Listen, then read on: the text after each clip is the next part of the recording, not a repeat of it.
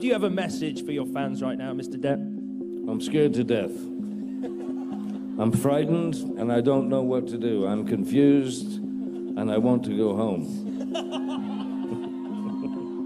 Hai wage-wagengku tercinta, apa kabar we? Balik lagi sama aku Sheila Popis di Kupasus Kupas Kasus. Di video kali ini kita sudah memasuki part 7 sidang Johnny Ember yang digelar tanggal 19 Mei kemarin. Tapi sebelum aku masuk ke sidangnya, jangan lupa lah we, kalian klik dulu tombol like, share, komen, dan subscribe supaya aku semangat terus mengawal sidang Johnny dan Ember dan kasus-kasus lainnya. And thanks juga buat kalian yang udah support aku dengan memberi dukungan melalui kolom komentar. Aku baca komen kalian pun udah semangat kayak lo aku we. Makasih ya we ya. Halo Malaysia, dan juga buat yang sering absen. Sering-sering kalian absen. Suka kali aku kau baca kalian absen kak, absen. Ya udahlah, kita langsung aja masuk ke sidang tanggal 19 ya we ya. Let's go into this case.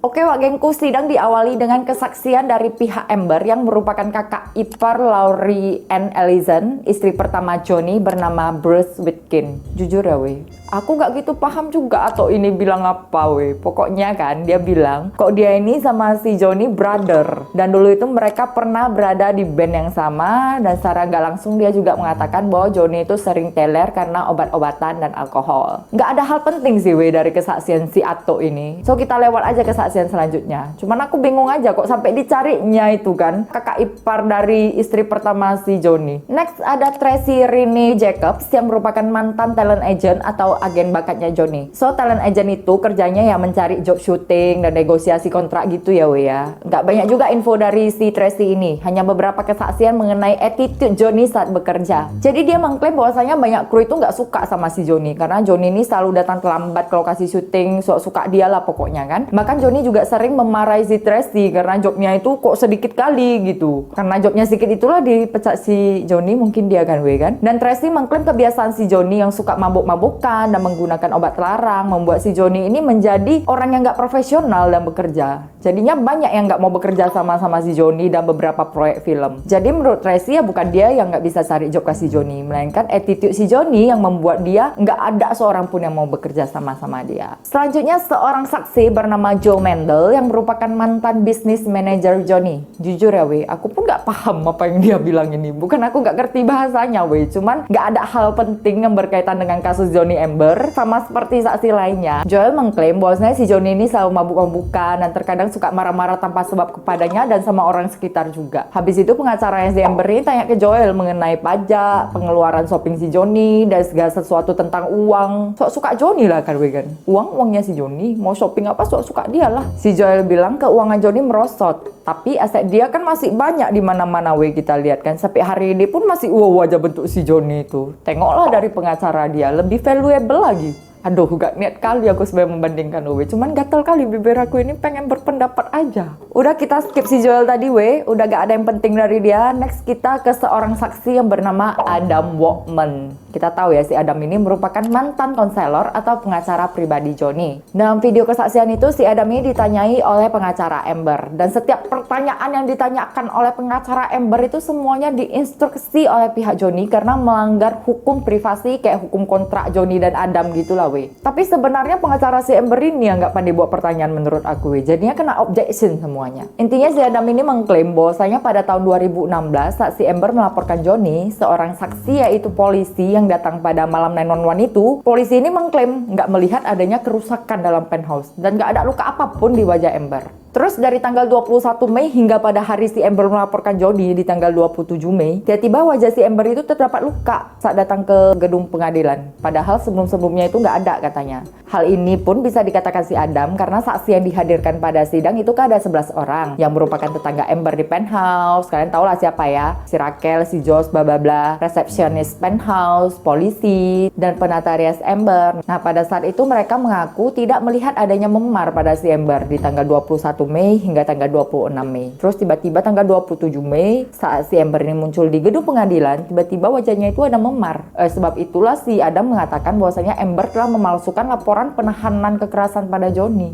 Tapi kok di part 6 saksi-saksi itu semua ngomongnya ada memar ya we ya. Terus si Amber ini kenapa pula dibawanya si Adam jadi saksi? Hampir gila juga aku di persidangan tanggal 19 ini we. Apakah Amber minta diskon untuk fee pengacaranya ya? Sumpah kok bisa pertanyaannya itu semua objection. Apakah benar si Elaine ini seorang pengacara? Coba seseorang tolong beri aku paham di kolom komentar dulu. Next, seseorang yang bernama Mary Sandanaga yang merupakan seorang detektif kepolisian bagian KDRT. Oke awak geng, aku coba buat ambil kesimpulan dari kesaksian si Mary ini. Intinya, apabila seseorang mengalami KDRT dan kemudian melaporkan ke 911, bukan berarti langsung diklaim bahwa si pelapor kena KDRT. Jadi polisi itu akan melakukan investigasi terlebih dahulu, mengambil foto dokumentasi berupa benda yang hancur, cedera pada korban, serta mengumpulkan pernyataan dari saksi. Dan dari benda-benda yang hancur dan berserakan itu pun akan diinvestigasi lagi, serta cedera yang ada di tubuh korban pun akan diinvestigasi lagi, So benar-benar akan didalami bagaimana alur kejadian itu, apakah benar kasus tersebut adalah kasus KDRT atau hanya pertengkaran yang melibatkan dua orang pihak katanya. Dan apabila TKP dalam kondisi yang sangat hancur, maka petugas polisi akan tetap mengambil dokumentasi untuk disimpan di data mereka. Walaupun udah dibilang nggak mau kerjasama ya. Hal itu guna untuk menjaga agar mana tahu di kedepannya ada laporan lagi dari orang yang sama, maka mereka bisa membongkar ulang dokumen itu. Dan di Mei tahun 2016, saat Raquel dan Amber call 911, petugas polisi nggak melakukan investigasi apapun dan nggak membuat laporan kunjungan apapun. Bahkan nggak mendokumentasikan foto apapun, So ya tandanya petugas polisi nggak mendapatkan apa-apa saat di sana.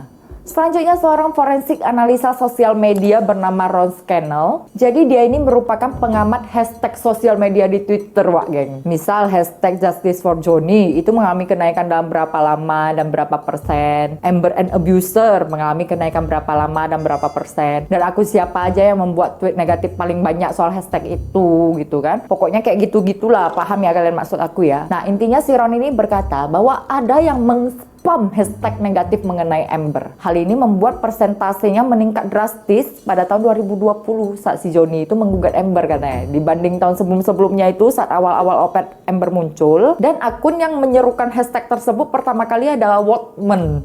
Si Adam Wotman, ingat kalian kan? Dan ada beberapa akun yang memiliki nama yang hampir serupa juga. Dengan kata lain, berarti tim Amber menuduh bahwa Johnny telah mencemarkan namanya dengan cara memanipulasi media dan mempengaruhi warganet agar media itu memihak kepada Johnny dan menghujat si Amber. Tapi hashtag yang dibilang negatif sama Ron ini, tahu kalian tulisannya apa?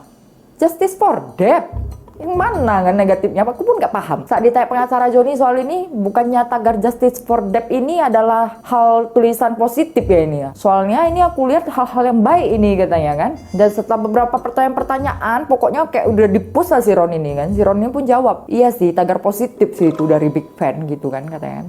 So sekali lagi pengacara si Johnny tanya lagi lah ke dia, berarti itu bukan tweet negatif kan? Dan Ron bilang, iya bukan. Ya udah.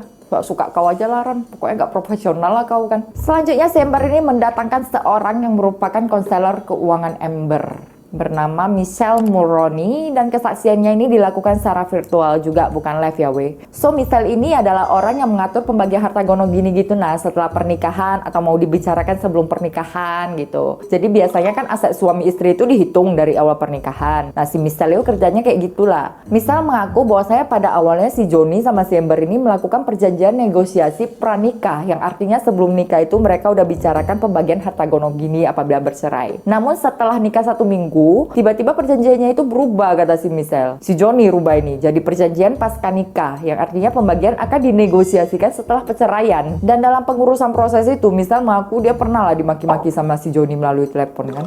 Terus juga si Johnny ini pernah mencat dia katanya, tapi mengatasnamakan si Amber. Pada saat si Johnny telepon, dia bilang suara Johnny itu ya kayak orang yang lagi mabuk keadaannya memang. Jadi katanya kan kejadian terpotongnya jari si Johnny ini ada hubungannya sama perjanjian pasca nikah. Jadi pada saat itu kan si Johnny melakukan negosiasi pasca nikah sama si Amber. Tapi nggak tahu lah ya isinya apa karena nggak di-share ke publik. Tapi karena si Amber ini nggak setuju dengan kontrak perjanjian itu, marah-marah lah si Amber kan.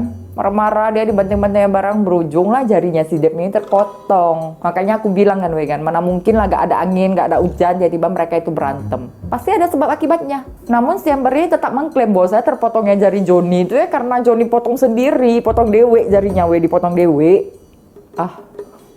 Terus setelah si Michelle, Amber juga melampirkan sebuah video pernyataan dari perwakilan perusahaan Disney yang bernama Tina Newman. Nah, dalam kesaksian si Tina ini, dia mengklaim bahwasannya dicabutnya kontrak si Johnny ini dari Pirates of Caribbean bukan dikarenakan opet yang dibuat sama si Amber. Dan dia bisa memastikan itu karena dia nggak pernah melihat adanya dokumen pencabutan yang mencantumkan opetnya Amber itu loh. Dan hal tersebut disampaikan oleh Tina untuk menanggapi tuduhan yang sudah diasumsikan oleh Johnny kepada Disney. Kan kata si Johnny kan gara-gara opet Amber tuh, makanya Disney cabut. Namun menurut artis agensi Johnny yang bernama Jerry Bruckheimer, ia mengklaim bahwa pencabutan itu dikarenakan tuduhan KDRT yang dilayangkan Amber ke Johnny. Tapi ini kan rasa-rasa pihak dari Johnny aja weh. Bolehlah mereka asumsikan. Untuk benar apa enggaknya kan ya cuman Amber sama Disney aja yang tahu.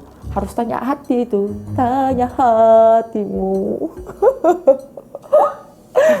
Tapi bagaimanapun si Johnny ini udah mengatakan bahwasanya dia nggak akan kembali lagi ke Disney. Walaupun tawarannya besar, bayarannya besar, udah bulat kali lah dia. Aku nggak mau balik ke Disney katanya. Walaupun dari Tina mengatakan bahwasanya pihak Disney pun belum tahu apakah akan melanjutkan Johnny untuk Pirates selanjutnya. Tapi aku rasa sih udah enggak lah kan udah diputus mereka kontraknya. Apa pula mereka mau sambung-sambungkan lagi kan. Terus aksi lain dari Amber, ini yang udah kita tunggu-tunggu lah yang ngaku-ngaku sebagai mantan pacarnya si Johnny itu yang bernama Ellen Barkin. So kesaksian Ellen ini ditunjukkan secara virtual juga dan tampak di sana itu tanggalnya di tahun 2019. Nah sebelumnya aku mau info dulu ke kalian. Kalau si Ellen ini sebenarnya namanya nggak masuk sih di list mantan-mantan Johnny Depp. Namun aku pun heran kenapa dia ngaku-ngaku sebagai mantan pacar Johnny Depp. Kalau kata Johnny sih dulu memang si Ellen ini suka sama dia, tapi ditolak sama si Johnny kan. Makanya si Ellen nggak terima, dijelek-jelekkan jalan si Johnny. Tapi benar apa enggaknya kan kita nggak tahu juga ya mana tahu pernah jadi TTM mereka kan nggak bisa disebut mantan juga itu karena si Ellen mengaku kalau awalnya itu dia dan Johnny murni sebagai teman aja, namun lama kelamaan jadi dekat, jadi lebih dari teman, makin romantis mereka Habis itu si Johnny jadi protektif katanya, suka kontrol dia, terus suka cemburuan sama dia, pokoknya kayak orang yang udah pacaran memang. Dan Ellen juga mengaku pada saat bersama dengannya, Johnny udah mengkonsumsi obat-obatan dan minum-minum. Bahkan pernah juga katanya si Johnny ini lempar dia pakai botol anggur, tapi nggak kena lah leset kayak cing kayak gitu kan. Dan juga Johnny pernah maki-maki dia katanya, gara-gara si Ellen ini berhubungan dengan pria lain. Cemburu si Johnny katanya. Namun apa yang dikatakan si Ellen dibantah sama si Johnny. Johnny mengatakan nggak pernah melempar botol ataupun marah-marah sama Ellen. Yang diceritakan Ellen itu nggak ada lah pokoknya, mengada-ngada dia kata si Johnny. Saksi selanjutnya adalah seorang mantan psikiater Johnny yang bernama Dr. Alan Blaustein. So dulu Alan ini memberikan terapi kepada Johnny untuk mengatasi kemarahannya. Jadi suka emosi memang si Johnny ini dari dulu, makanya dia butuh terapi kata si Alan ini ya. Dan dalam kesaksiannya Alan mengklaim bahwa Johnny ini memiliki masalah penyalahgunaan zat terlarang dan selalu menggunakan obat-obatan untuk menyembuhkan luka psikis yang dialaminya setelah pernikahan bersama dengan Amber. Terus pernah juga kata si Johnny ini curhat sama dia, bahwasannya si Johnny merasa takut, iri, depresi, frustasi, terus selalu cemas setiap dia bangun pagi. Itu terjadinya setelah pernikahan sama Amber. Namun Alan mengaku tidak pernah mengingat apakah si Johnny ini pernah melakukan KDRT terhadap Amber. Yang dia tahu pokoknya Amber dan Johnny ini memang sering cekcok dan bertengkar satu sama lain. Namun apa akar pertengkarannya juga si Alan ini nggak tahu, lupa dia katanya. Habis itu seorang saksi dari Amber yang merupakan pengacara terkait op-ed Amber bernama Eric George, ia merupakan penasihat hukum si Amber ya saat si Amber ini membuat artikel mengenai op-ed. Jadi ia mengatakan bahwasanya pada saat membuat op-ed itu si Amber ini udah konsultasi sama dia, dan menurutnya sih isi dari op-ed Amber ini nggak ada menunjukkan ke arah si Johnny lah, dan nggak ada isi dari op-ed tersebut yang mencemarkan nama baik Johnny. Dan dalam menerbitkan op-ed itu pun si Eric mengaku Amber butuh penasihat hukum agar meminimalkan resiko tuntutan atau tuduhan seperti sekarang inilah sebelum menerbitkan op-ed. Jadi ya intinya dari si Eric ini bahwasanya op-ed Amber itu tidak ada kaitannya sama Johnny. Tapi aku bingung ya kenapa si Amber ini butuh penasehat untuk meminimalkan tuntutan soal isi op-ed. Berarti secara nggak langsung kan op-ed itu ada hubungannya sama kisah hidup dia sendiri. Ya apabila kita cocok logi nih, itu sesuai dengan kisahnya saat menjadi istri sah si Johnny. Kemudian Jessica Kovacevic yang merupakan agensi dari Amber juga dihadirkan secara virtual. Jessica mengaku bahwasanya Aquaman 2 itu hampir memecat si Amber dari Warner Bros karena citranya yang buruk di media. Namun pada akhirnya Warner Bros memutuskan untuk memotong durasi munculnya si Amber aja sebagai merah di Aquaman hanya 10 menit. Tapi untuk kelanjutan Amber di Aquaman 2 masih dipertanyakan kata si Jessica. Apakah Warner Bros masih mau bekerja sama-sama Amber atau enggak? Menurut aku sih si Jessica ini dijadikan salah satu saksi untuk menunjukkan ke juri bahwasanya sebenarnya Amber ini yang dirugikan atas hal tersebut. Karena kok dari sisi Disney kan Disney bilang alasan mereka memberhentikan Johnny bukan karena au pair Amber. Sementara pihak Amber mau menunjukkan bahwasanya karir Amber ini hancur dikarenakan pencemaran nama baik yang dibuat Johnny kepada dia. Jadi bisa dikatakan sidang tanggal 19 ini saksi yang didatangkan oleh Amber beberapa merupakan orang yang udah menjadi mantan pekerja Johnny. Dalam arti kata udah pernah dipecat oleh Johnny lah kan. Dan ada beberapa saksi yang menurut aku juga nggak penting sih untuk dihadirkan. Bahkan pertanyaan yang diajukan pun nggak penting dan nggak nyambung. Bukan aku membela ya wak gengnya. Tapi beberapa saksi yang dihadirkan oleh Amber itu cenderung lebih menjatuhkan dan menjelek-jelekkan Johnny. Mungkin agar si Johnny ini terlihat buruk di mata juri dan di mata-mata dunia. Secara nggak langsung kan pihak Amber mau membuktikan bahwa saya Disney dan Warner Bros ini memberhentikan Johnny karena ya Johnny ini nggak profesional dan bekerja, terus juga karena konsumsi obat-obatan itu jadinya dia berubah gitu kan. Apalagi dalam sidang ini banyak orang yang pro kepada Johnny kan. Bisa jadi Amber menggunakan saksi-saksi tersebut untuk mengubah cara pandang orang ke Johnny dan sekalian menghancurkan karir Johnny untuk kedepannya. Terus waktu video saksi-saksi diputar Amber juga beberapa kali lihat ke arah Johnny dan juri kayak gitu. Tapi entahlah ya, dia kayak mau ngecek bagaimana respon dan ekspresi mereka gitu loh aku rasa. Tapi kok aku rasa juga dia mau lihat Johnny sama si Camille ya. Kayaknya cemburu dia sama pengacara Johnny itu. Tapi kalian merasa gak Johnny sama pengacaranya memang sedekat itu loh Cok kalian tengok nanti foto-foto aku kasih lah ke kalian. Cocok gak kalian rasa mereka? Ada benih-benih gak kira-kira? Coba kalian drop kekepoan kalian di kolom komentar wak geng. Masa aku aja yang kepo kan? So inilah persidangan tanggal 19 Mei Johnny dan Amber. Untuk lanjutan sidangnya akan dilakukan kembali di tanggal 23 Mei. So artinya kita akan ketemu lagi di part 8. Panjang kali kan udah sidangnya. Nggak terasa kita sampai part 8 udah. Kalah Cinta Fitri Dan thanks buat kalian yang udah selalu sabar menanti part-part sidang Johnny dan Amber yang penuh drama dan plot twist ini. Support kalian juga bikin aku makin semangat buat kawal hingga tuntas. Dan buat para wak gengku yang udah klik like, share, comment, dan subscribe, thanks banget ya wak geng. Yang belum tolonglah kalian klik sekarang juga. Terus buat kalian yang mau aku bahas kasus lainnya, drop komen kalian di kolom komentar. Kalau cocok kita gaskan langsung ya. Ya udah aku Sela Popin. Sampai jumpa lagi di Kupasus, Kismis, dan cerita momok lainnya. Bye bye.